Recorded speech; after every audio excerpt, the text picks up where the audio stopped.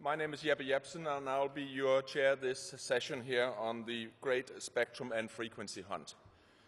The subject of spectrum has been touched upon already quite a lot this morning, and this session is aimed at briefing you to go home and do what you need to get spectrum, because nobody else will get it for you. It's your job. And what we can help you with is briefing you on how to do it and what needs to be done, but it has to happen home in the capitals of the member states of Europe.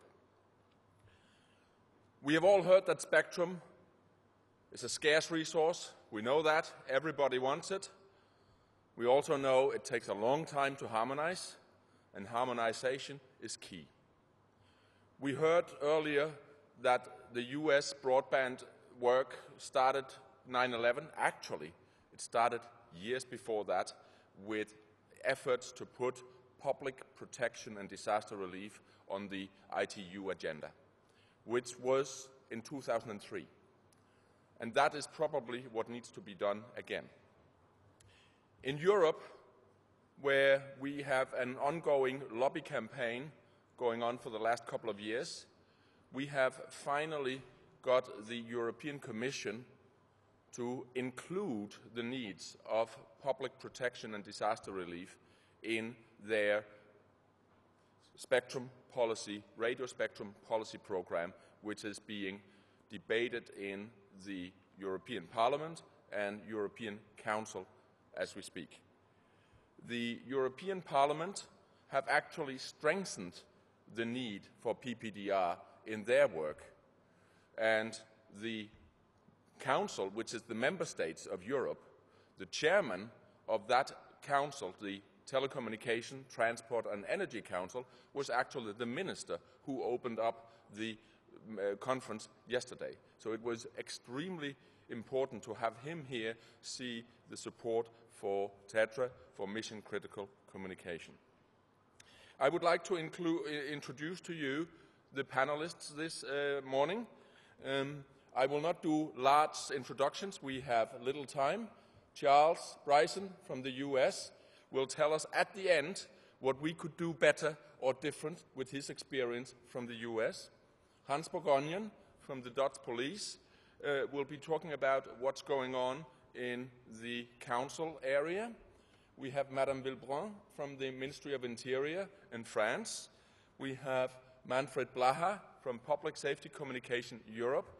And we have Risto Toikkonen from Cassidian. We have Dave Chedali lately from Motorola and chairman of the Working Group 4 in ETSI and TC Tetra. And let me start out with Risto. Risto, with my opening words on Europe and Council and Parliament and so on, where is spectrum actually going to be decided? Thank you for the nice question, Jeppe. And good morning, ladies and gentlemen, and welcome to the daily and hourly reminder on the importance of radio spectrum to radio operations. In the administrative process in Europe, the practical work will be done in CEPT, the Postal and Telecoms Committee, and basically it can get its input from two sources. We have started some years ago with the administrative process between ETSI, the European Telecommunication Standards Institute, and CEPT. ETSI did good work in producing the needed system reference document that gives the guidance needed for making spectrum decisions. We need to give 9 or 10 points to ETSI for that. Then, during the last couple of years, it turned out that the committees in CEPT could not actually agree to find a solution that would have met that need. It's one of the instances when CEPT has come back to ETSI saying, sorry guys, we did not find it. But is it really CEPT that we need to blame for that? CEPT does not have an opinion, independent opinion of its own. CEPT's opinions are just the consensus opinions of the member states of the whole organization, and the member count is bigger than, for example, in the European Union. So it comes back to the member states and the ministries in charge of telecoms and radio regulation in the member states and their opinions. And actually the same applies to the political process that Jeppe was starting to talk about already. Again, we have the support of the European Commission. We now have the support of the European Parliament in the radio spectrum policy program. What we need is the support of the Council of Telecoms Ministers, and they are meeting this week actually, and dealing with it tomorrow. And we know that there is a difference in opinions between the ministers of the member states and the Parliament and the Commission. And this is an area again which comes back to the member states.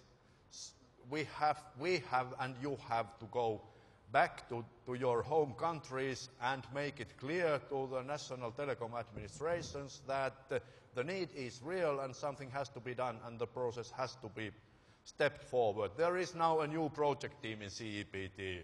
It will be called FM49, and that will be the place where the practical work will be done when there is enough political guidance for the people in that project team to do the work. Thank you. Thank you, Risto. Let me move over to Hans. Hans, you are kind of the chairman of the users in this work on member state level. Can you tell us what's going on in the Council? Why are we having difficulties in the Council? Yeah, good question. Why do we have difficulties? First of all, of course, as already been saying, frequencies are so limited that it is difficult to get them. So we have to fight against commercial operators who wants to have more frequencies for LTE, for 3G, and so on. So the member states have now a joint effort, and then I mean the member states from the public safety part, so the Council of the Justice and the Police Ministers. They have set up 2 years ago a radio communication expert group, and the radio communication expert group has 2 tasks. One of this is to get a harmonized solution for the technology choice, and the second one is to get harmonized frequencies to be able to build such networks, because without frequencies you can stop dreaming about a dedicated mission-critical data network. What we have done in that radio communication expert group is a specific group who is focusing on that. What we have done is we made a statement, a frequency statement, where we have clearly said what we need. That statement has been sent last year by the Belgian presidency to all the bodies Risto just had mentioned to influence the process. Till now we don't have a concrete result out of that. So we had a radio communication expert group last Monday afternoon and Tuesday also here in Budapest. The Hungarian presidency, who is now the presidency from the European Union, had organized that. And there we had made 2 important decisions. One is that we will make a new statement again, what we will send again to SEP and all the other bodies to influence that new group, what just was mentioned by Risto, to influence the process. And what we say is the slogan, Spectrum saves lives. So the commercial operators want to have frequencies for the economical benefits of Europe and to give all the European citizens mobile broadband internet. And we say, yes, okay, that's nice, but don't forget public safety. So we have the slogan, Spectrum saves lives, to influence that process. The other thing, what we have done last Monday, was we have made from all the countries together a big matrix with all the functional requirements in it and some characteristics behind it that is based on studies done by France, Germany, Finland, Belgium, UK, and so on. So we have now a compromised list where all the countries are supporting that, and that list will be used also for the technical discussion, but also to influence the people, say, this is what we want, this is what we need, and now we need the frequencies for that. Thank you very much, Hans. Let me move on to Madame Villebrun from the French Ministry of Interior. Madame, we know that the French users have a need for higher speed of data. Could you please explain to us what those needs are and what is happening? So in France there is a need for high-speed data for emergency services, police, fire brigades, healthcare, and we need dedicated resources to manage disaster reliefs, and we need particularly dedicated radio resources. So we need to satisfy this need, taking into account two particular constraints. That is, we need interoperability to work with other European countries, and we need to get this infrastructure at lower cost. That is to say, we need to help creating an ecosystem so that the equipments are cheaper for everyone. So the solution to satisfy these needs under these two constraints is a standard solution for broadband data with harmonized frequencies. Once we have said that, then we wonder what to do. So we take part in the radio communication expert group. We will take part in a standardization process, and then the other side is to try to get frequencies, and that's more difficult. So there are two ways to try to negotiate frequencies. First is to ask the commercial world to make a place for us.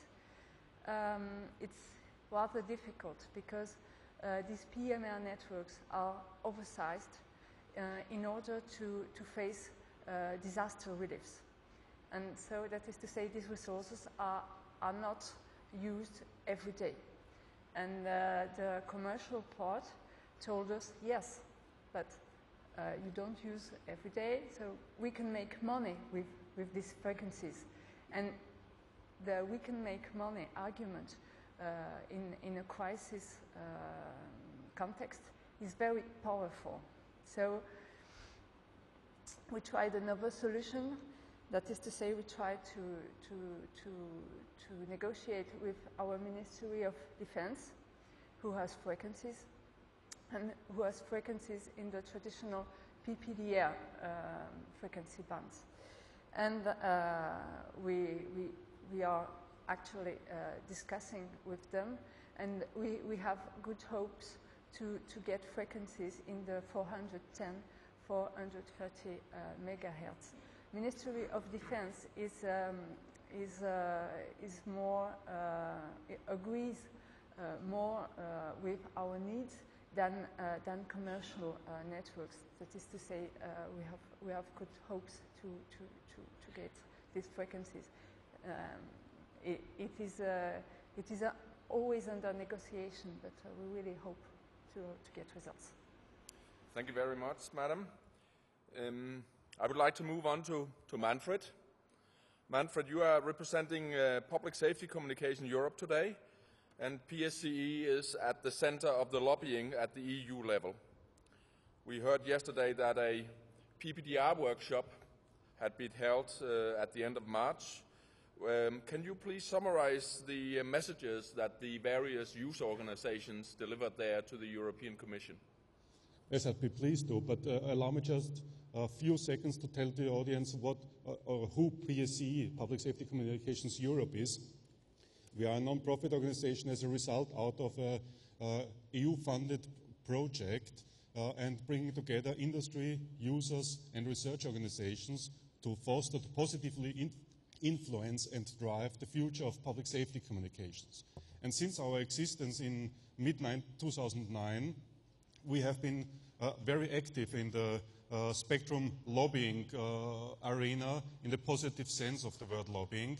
We have been invited to speak at the Radio Spectrum Policy Group on the requirements of public safety broadband.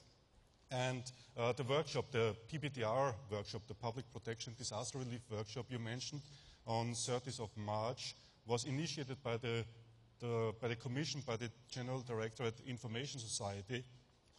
And it was one of the first big events collecting user requirements or listening to users on a very broad basis. And during that meeting, there were given presentations by 6 European member states, representatives from public safety organizations, from police, fire, and medical services. And out of those 6 presentations, all 6 have very clearly communicated and stated that public protection and disaster relief needs broadband, needs dedicated spectrum for this broadband, needs dedicated networks for this broadband. This was a very unique and common sense of all the 6 presentations that were given, and was also very positively received by the European Commission at that event. And just as additional information, after that PPDR workshop, some of us, including PSE, had also the opportunity to talk to members of the European Parliament about our requirements. And it was also very clear and very positive understood by the members of the European Parliament we were talking to that public protection and disaster relief needs dedicated broadband spectrum.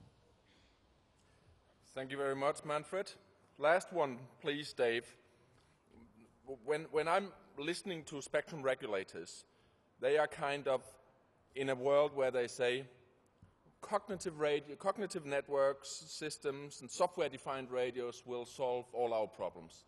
How do you view that as chairman of Working Group 4 in TC Tetra? Is that the Pandora solution? Well, I think technologies such as cognitive radio, software-defined radio, can play a part in the big solution, and they will be a part that they can play there. Although right now, software-defined radio in its truest sense is probably still an expensive technology and found mainly in military setups. Having said that, I think most Tetra radios today are software-defined to a degree, so I guess it's where you set the measurement point. But separating that out then from cognitive use of spectrum, we did try and start up a joint work item between ourselves in ETSI, the Technical Committee for Tetra, and the Technical Committee for Reconfigurable Radio Systems, to try and set up a study into whether we could start using cognitive systems to try and help find spectrum to provide broadband and other types of data for the public safety community. But unfortunately, that hasn't managed to find any funding as yet, so the work really hasn't got off the ground. But I think one of the problems with cognitive use of spectrum is it implies you must therefore be sharing the spectrum cognitively with somebody else. And it's finding that somebody else with whom you could share spectrum for public safety could be part of our problem here. Because it's difficult to share with the commercial users, the GSM and 3G types of networks, because of the high volume demands they place on that spectrum, and indeed the overloads they're likely to be suffering when an incident occurs. And it could be difficult to manage the protocols to kick them off the spectrum to let public safety take over. Other options, such as the military, again, I'm pleased to hear that France has some possibilities for using military spectrum, but in many places the military are fairly anti the use of public safety moving into their ground and feel they need to reserve the spectrum for peak access at all times. So it doesn't really leave us many other places to go. We've considered and done a little work into TV spectrum, but once again, TV spectrum could be used cognitively, and there is work in CEPT going on right now to look at how it can be used, and it could be used for local area communications perhaps. But part of our problem is wide area communications. This is the sort of situations that Tetra and other technologies solve, wide area group communications and so on. And in TV spectrum, the interference problems would be incredible, both into domestic TV from our users, but also from the TV transmitters themselves, who are going to be pumping hundreds of kilowatts into the same spectrum that we would like to try and use. So right now, there don't really seem to be many places that we could cognitively share spectrum with someone in. Thank you very much, Dave. Now, Charles, until I heard your presentation and the other one this morning, I thought the spectrum grass in America was much greener than ours here in Europe. I realized it wasn't necessarily. Having listened to these contributions, do you have any recommendations for us with your experience from North America? What can we do different? What should we do more? Well, first of all, I'm not sure that we have all the answers in the United States at all. I think we are struggling with the issue of spectrum just like the Europeans and other folks within the world. You know, the problem with spectrum is they're not making any more of it, so we've got to use what we have, and it's very, very difficult. I have picked up some themes, though, that in which we have some commonality, and I would hope that perhaps in the future that we could build upon our common values and themes. This idea of harmonization of frequencies is something that we're also struggling with in the United States, but I think it's extremely important. In the public safety world, we develop specialties, and those specialties are not only within our countries, but occasionally are cross-border. And we need to bring equipment to different parts of the world. We may have another critical problem in the United States where we need help from you guys, and we need you to bring your equipment in the United States to work. So particularly within the realm of public safety, I think the issue of the frequency harmonization is vitally important. The commercial carriers seem to have figured it out with the broadband, and I noticed my BlackBerry, I could pay Verizon $1 bazillion more, and they could make sure it worked throughout Europe. So the technology is there. I think that harmonization is important. And we can't lose sight of the fact that whether we are German, French, United States, or what, as people in public safety, we have a mission to fulfill, and that mission can be transparent to borders. So I like the idea of harmonization. With respect to governance, I think you guys have a tremendous challenge that we don't face. We just have one FCC, and God knows we don't need any more. That's enough. But you have to work it through. If we were in the United States and a similar thing, it would be like Virginia sets up communications policy, and North Carolina sets up theirs, and Maryland and West Virginia, et cetera. And that would be very, very challenging. So I have great respect for you guys, because you've had to work within the bounds of sovereignty and to develop things, but to move forward. I like the idea very much of this European Public Safety Council that you talked about. We have a similar thing in the United States, the National Public Safety Telecommunications Council, which is made up of the primary public safety organizations and police, the sheriffs, the fire, EMS, et cetera. Having that type of professional interaction where you're not dealing so much on a governmental regulatory aspect, but from within the scope of a professional relationship, I think is very, very useful. It has been very helpful to us in convincing our political leadership, and I use that term somewhat jokingly, but the people in Washington to try and do the right things with respect to spectrum for public safety. So I really think you guys are on the right track, and by trying to approach the problem professionally, to the extent I really would hope at some point in time that maybe your European organization could meet with our United States National Public Safety Telecom Council group we call lovingly NIPSTIC. NIPSTIC is now working with Canada, so we're branching out and bringing the Canadians in, and obviously in the United States we have a very special relationship with Canada because we share a very long common border. But I don't think you guys are doing anything that is beyond the bounds. I mean, you've got to work within the environment in which you work. You're doing philosophically a lot of the same things we're doing in the States. I just hope we can begin to continue efforts to harmonize and internationally work together. Thank you very much, Charles. A few final words. If you are a public safety organization, you have a task after this panel discussion. That is to go home, knock on the door on your spectrum regulator and say, I need spectrum for broadband public safety in the future. Because there are hundreds of other organizations that are knocking at that door wanting it for commercial use. So if you don't line up and do that and use the powers you have, you're not going to get it. And thank you very much for listening. Thank you to the panel.